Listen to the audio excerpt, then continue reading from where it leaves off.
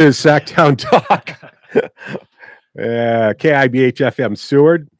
And in the studio with me today, I have Chad Higgins of Firebrand Barbecue. Is that the official title? That's it. And Tirebrand, his new brand. Yes. You stack up the brands. Yeah, we're trying to come up with the next brand. Actually. Yeah, all right. Yeah. Well, entrepreneurs are prevalent here in Seward. We've got I got a list of people to talk to this season, so we're rolling here in early spring, I guess, for us. And it's April, and still got a little bit of snow on the ground. I noticed that snow's still piled up a little bit around Firebrand, but we have a pretty good stack still. Yeah. But the former Terry's Tires, which found this the same role again. Looked like there for a while. It might get torn down or whatnot. It was actually going to get repurposed into material storage, and then I think the long range plan on it was to be turned into housing, but plans fell through for the other guy, and he wasn't able to do his construction project. Came back on the market, and we just grabbed it up. Right on.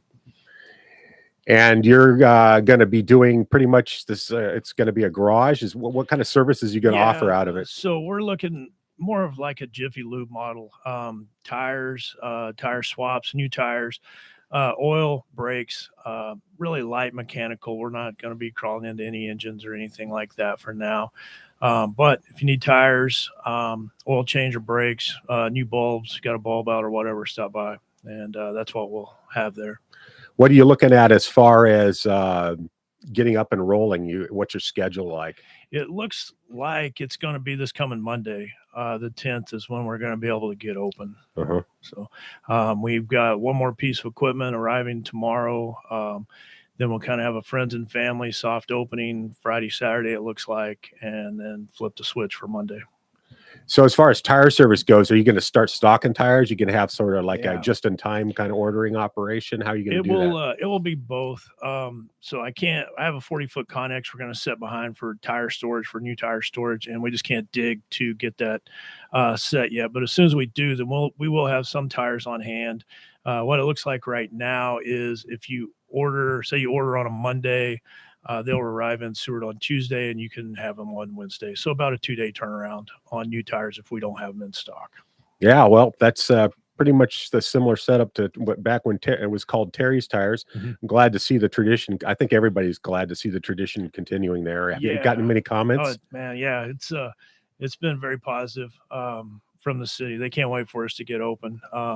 In fact, it's kind of hard for me to get through the grocery store a lot of times, just getting stopped and talking about it and wanting to know when we're opening, and just people tell me how excited they are that we're actually coming back. And, I am glad that we decided to do this. There was a couple of ideas we were kicking around to do with the building.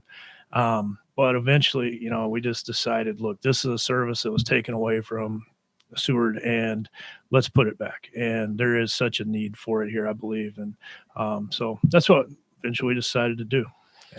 Yeah, it seems like we've went through, I know there's a couple outfits that are kind of in hibernation or just kind of slowed down a little bit. And then, of course, Napa with Perea, that closed down a few years back. And out here at mile 5, I guess it was mile 6. And I know that Eddie's still going. Yeah. And got no sweat, of course, but it'd be nice to have, everybody just gets so backed up. It seems like. And I've even visited with a couple with no sweat and haven't made it to Eddie yet, but they're actually welcoming us in. I feel like it probably takes the heat off. Off. And, there's enough of a market here that we're not going to affect each other's business.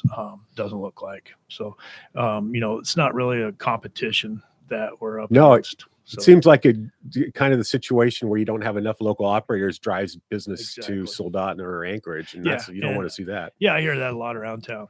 People saying it's going to be so nice because I'm having to go to Anchorage now to get just routine service done. So, really positive with what everybody's saying to us. And then so as far as the juggling you're doing, you're getting, you're going to get this up and rolling. You got some staffing issues or not?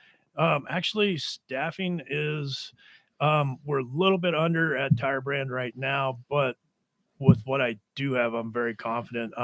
We do have Rick Lowry. He'll be up front. And he's a 40-year experienced mechanic. I saw him yesterday and I was like, yeah, I recognize that guy. So, I'm very confident with having him up front, just that knowledge base up front to be able to help people out. And if the boys out in the shop get stuck or whatever, he can just walk right out there. Oh, he's one of the local wizards. Right. Yeah, and, absolutely. So I feel really lucky getting him. And so he'll be up front. We have 2 techs right now out for the shop, and I'm searching for a third. I think we'll be busy enough right now to keep 3 people busy out there in the shop area. So that third person's going to show up. They always do. I just noticed your beard there. I'm like, yeah, that's what I'm going for here. It's not that I haven't shaven; it's that I'm trying to grow a beard. Yeah, this is well, give it about six years. And, is that what it took? Well, it was a little bit longer. I had a propane accident and got flashed, so it took it back a little bit. But yeah, about 6 years you can get to this. That's a Texas thing too, right? Yeah, I know they got those boys from Texas. ZZ Top, man. Yeah, yeah. I've got a buddy. He's always give me a hard time about looking like ZZ Top and stuff. But I can see the resemblance. And Texas. Yeah. So speaking of Texas, the barbecue operation, that's the next, right? Yeah, that's coming mid-May. It looks like we'll be opening down there on the 13th. We have a event on the 12th that I'll keep the restaurant shut down to do it. We're cooking for the senior class party. I'm not sure exactly what it's called, but down at the pavilion. So we're going to do that for them on the 12th. And I'll have all the staff there on the 12th, which can get me geared up for the 13th. So we're just going to go ahead and crank it off on the 13th then. So I understand bookings are pretty hot and heavy as far as, accommodations go around town. How are you feeling? And of course, the cruise ship traffic. Yeah. Are you got some anticipation, some big numbers this year? Yeah. And, we, after, our 3rd year, which was a COVID year, we really started picking up. And then in 21, we just exploded. I honestly can't believe what that little place does.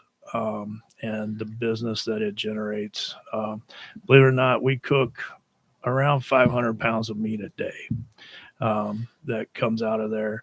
And when we have big catering events, we can push it up 600-700 pounds. Yeah. And it's incredible. It's grown.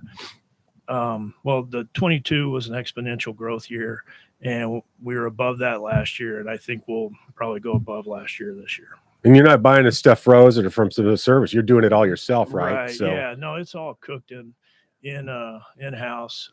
We have a wholesaler, Northern Meats, up in Anchorage that we get all our meat from, and that's kind of cool too. I'm really proud of this. The only larger company or purchaser that Northern Meats has in the summer are grocery stores. We're like the biggest individual meat purchaser from Northern Meat. So I'm really proud of that, and makes me feel good. And it's kind of a cool deal. Like I said, never thought it would do what it's doing. Oh yeah. Well, I'll tell you, I kind of, have a little mercy on you and kind of hang back until, the crowd's been through and then I come in and I just take whatever I can get. Exactly. It's all good, but yeah. Most nights you don't want to wait too long to get over there. Yeah. It goes quick. You're picking, get lean there. Yeah. And, get in early. Even last year, we upped our production capability by about 250 to 300 pounds a day and probably sell out 75% of the nights. So just, when it's gone, and it takes anywhere from 4 to 12 hours to cook what we're serving. So it's not like I can just throw something on and get it ready. So yeah, pretty much everything is made for one day, and once it's gone, it's gone. And so don't wait around too long, folks. So you came to town in the fire service, in the professional fire service, and was this a major change for you? Had you done something like this in the past, or? Oh, as far as the cooking goes, well, this is my first restaurant setting I've ever worked in. The way that I got into it is I just decided I wanted to smoke meats, and I bought this little smoker, and then I just started buying bigger smokers, and then that morphed into I started doing friends' weddings, friends' parties. And I never charged anybody anything to do it. It was just fun. And one night we were at a beer tasting there in Amarillo, and a buddy came over and goes, "Hey, this dude wants to meet you." So we went over there and the dude that wanted to meet me had a big old Miller Lite emblem on his shirt. And I said, "Hey, I'm Chad." And here he wanted to meet me. And he looks at me. He said, "I need somebody to cook me some brisket." And I was like, "Hey, buddy, I think you found your man right here." And so we went and did this event for him. And he goes, "This is really cool. Would you like to keep doing this?" So we would get sent to festivals, concerts, competitions. And then when Shinerbach, which is a Texas beer, it used to only be available in Texas. It went national, and Miller of Amarillo became the distributor. And the number 2 guy from Shiner came to town, Hans, and they called me and said, "Hey, you need to come meet Hans." So me and Hans went and hung out, and it was his old German dude, you know. He's like, "Oh yeah, you cook for me now too, Chad." Yeah. And I was like, "Dang right." So we would start getting calls from Shinerbach as well to go do different competitions. And, you know, we were feeding anywhere from 500 to 1,000 people when we'd gone do these things. So I did have a background in smoking large quantities of meat. But learning the restaurant business, that took a little bit. We made a few mistakes coming out of the gate, and learned a lot. But honestly, I think we have it pretty dialed now. And a lot of that's my crew too, that I have guys this will be their 3rd year coming back with me, and it's such a huge difference. And you know, they're dialed now also. It's taken a lot off of me having them around. And so yeah, come check it out. It's kind of a cool place to sure looks like you got it figured out from the outside. Yeah. I mean, there's still little fires that pop up here. Yeah, there, literally. you know? Yeah, but we've gotten good enough we can actually hide them from everybody. It all looks good from the outside. So how's the family? So how much family you have here in town? It's just my wife and I, Stephanie. Yeah. I have one daughter back in Amarillo. She's an attorney there in Amarillo, and one grandson. But yeah, it's just Steph and I up here, and they come up and hang out with us every once in a while. Right. Yeah. So you did you had a little, what'd you say, fire and hazmat today? Got it all out of the way. Yeah, over at the shop, we might have had a little oil spill in the shop first thing. And then I had a electric baseboard heater explode right between my legs, and kind of made me run and scream a little bit. And then I remembered, I'm a fireman. I better go check that out. I was going to say, you got the skills. So yeah. But luckily nobody hurt, nothing damaged other than that heater. So it can get replaced. Well, I look forward to visiting both of your establishments, Firebrand and Tirebrand. Yeah.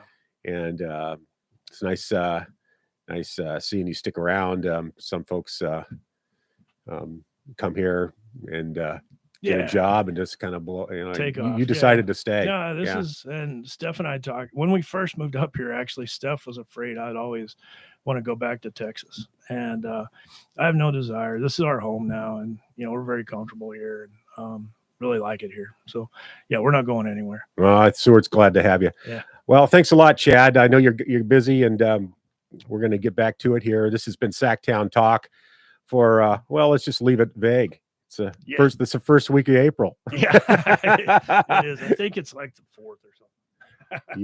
yeah, something like that. All right. Well, thanks again, Chad. Hey, thanks for having me, Wolf.